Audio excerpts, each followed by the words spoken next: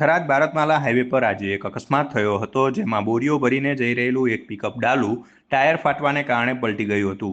આ ઘટના થરાદના બુઢનપુર નજીક બની હતી. અકસ્માતમાં ગાડીમાં સવાર બે વ્યક્તિઓને ઈજાઓ પહોંચી હતી. ઘટના બનતાની સાથે જ આસપાસના લોકો મદદ માટે દોડી આવ્યા હતા અને તાત્કાલિક રાહત કાર્ય શરૂ કર્યું હતું.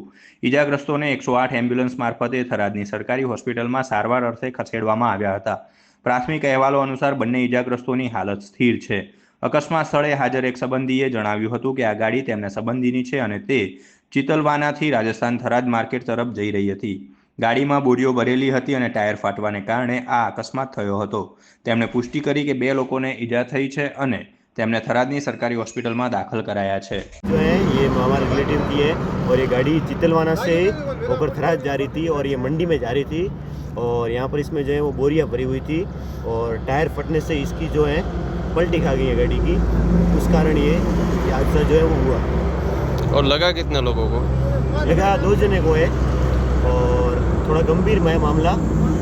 हाँ, कौन सी अस्पताल में?